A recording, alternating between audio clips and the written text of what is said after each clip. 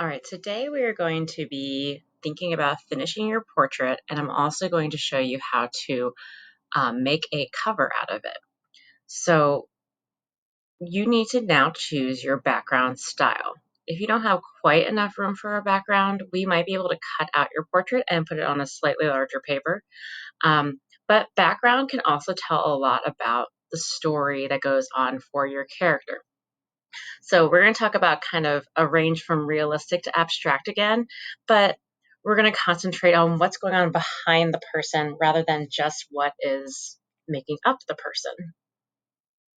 So you need to ask yourself two questions or a few questions about your background and your intentions for it. The first one is, what does it add to the story of your character? So your character is from a complete story that you've made or that you've read, and we want to know more information about your character. So your background should add to that. It should add some sort of mood or tone, or it should add some sort of scene. And then also, artistically, how does it enhance your portrait with detail, value, or color? So if your portrait's kind of light, do you want to add a darker background or a more saturated background to make it stand out more? If your portrait is black and white, would a colorful background actually make it interesting? Or if your portrait is kind of simplistic in style, would a background with lots of detail help enhance it? So how are you going to enhance your portrait with your background? So here's some examples of some backgrounds that really affect the portraits. I would consider Kehinde Wiley one of the masters of making the background really mean something. So in his portraits, there are modern African American men and women, and he makes them in the style of old Renaissance paintings. So the person in the front is modern, but the backgrounds remind us of like hundreds and hundreds of year old decorative, Baroque, Rococo kind of gold gilded backgrounds. And this juxtaposition makes his artwork really interesting. So, for example, that artwork on the left is supposed to be a similar portrait that is of Napoleon, but is now juxtaposed with this figure and this kind of even more decorative background. So I would consider Kehinde Wiley someone to be inspired by because of how the background really makes the story of this person more interesting. Okay, Frida Kahlo. Her backgrounds and the things she wears are always super symbolic. So every single thing you see has a symbol. It tells a story about either her home or her experiences or her beliefs. So if you want to go more realistic, or more symbolic, she is a great person to look at because she can show you that even like the simple plant can represent something much bigger to her culture or something that happened to her. We're going to get a little more abstract. Edvard Munch, The Scream. The background makes you feel a certain way. The way it's painted, the swirly lines, the intense contrast of those complementary colors of kind of oranges and blues makes you feel a certain way. So even if you like took your hand and blocked out the scream person itself, you would still kind of feel that energy coming from the background. Kind of simple, but gives you an energy to the actual person. These are Matisse's backgrounds, so even more abstract. They kind of enhance what he has going on with the style of the portraits, but I want you to think about the symbolism of color, maybe how it touches or interacts with the person itself. Is there shadow around them? Could there be shadow on the outside? Do these blocks of color make the person stand out more? And then here's Picasso. So he's going to show us that it can be kind of like a decorative background, the one on the right, or from his blue period, everything was blue. So the background just added more to this kind of like solemn feeling of feeling the blues. So color patterns can really affect how we feel when we look at your artwork. All right, so now I'm going to show you how we can simply in Word create a a cover. So on your Chromebook or device you're on, you're going to go to Word, and you need a picture saved to your device, but you're going to go to a blank document. In the blank document, let's start with your title. So you can type your title. I'm going to call this Torn Together. Little space by Mrs. Dykes. And this is assuming this is the book that or the story I wrote about my realistic fictional character. All right, so up here in home are going to be a lot of controls. So let's do an interesting font. So choose a font that, once again, fonts are kind of like lines that have a tone or a kind of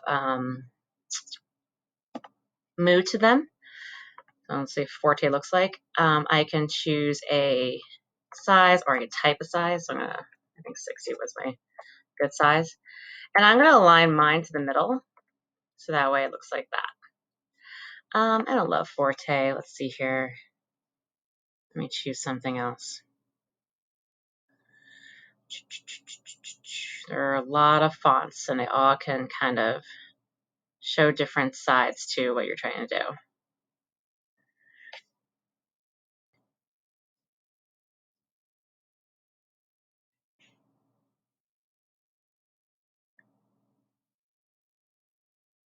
There's so many. Okay, let's see here.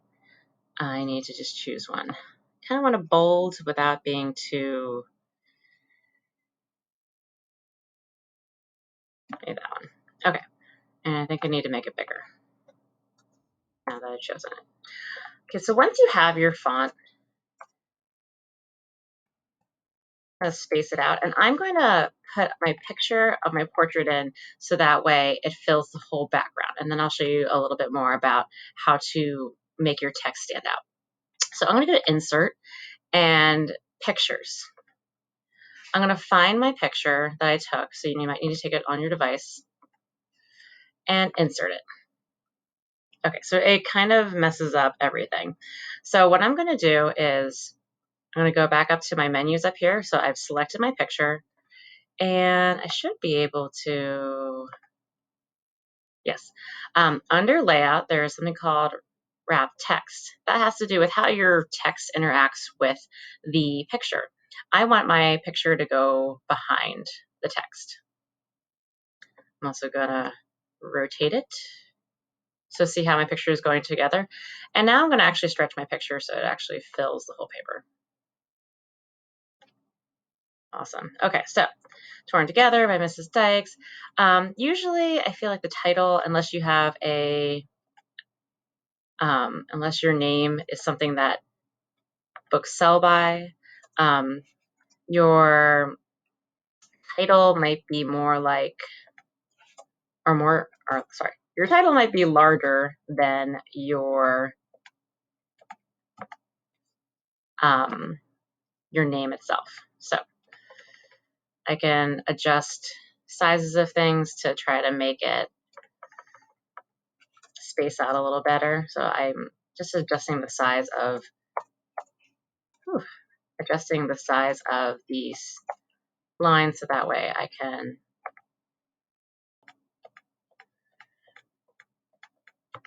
try to make it a little better.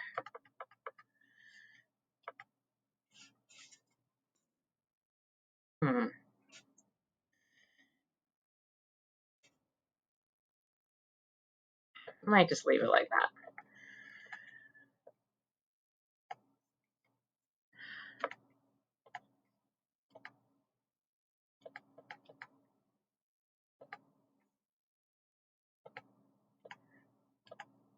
Okay, and if you need help, we can kind of work on that together. So I'm going to select my text. Just want my text, I don't want the whole picture. So click and drag. I might have the whole picture. And up here where I've been adjusting size and the font and stuff, we can have effects. So especially if you have a picture, behind it. Some outline kind of effects might make it pop out more. So see how it changes and makes it pop out. And you can also change the colors, and the reflection is like underneath. So see how it kind of has a cool underneath reflection now. Glow. I like glows because they separate the text. You can also do different glow colors. So I'm going to do a white glow. And I need my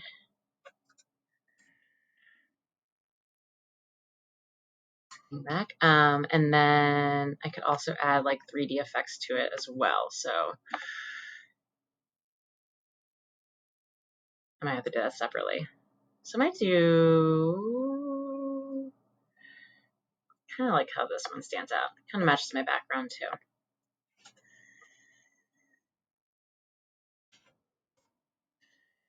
All right.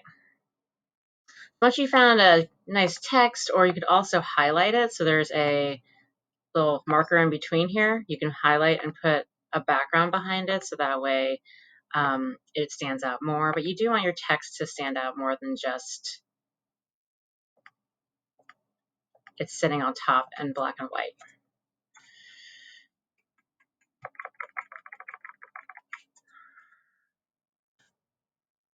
I keep jumping off the page. Oh, actually, I can make my margins a little narrower. There we go. That should help it from jumping off the page that much.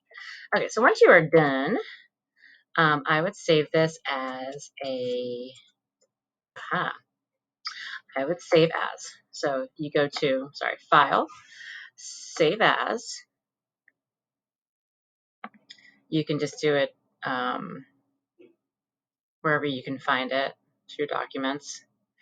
And you can change it. So if you want to make this a PDF, which means it will not move, or I think, can you make it a JPEG? No, let's make it a PDF.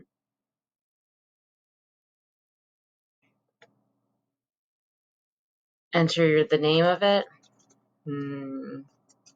This is Dyke's book cover. And when it saves, it becomes a document that will now not, you can't really edit or move around the text. And then I will tell you where to upload it.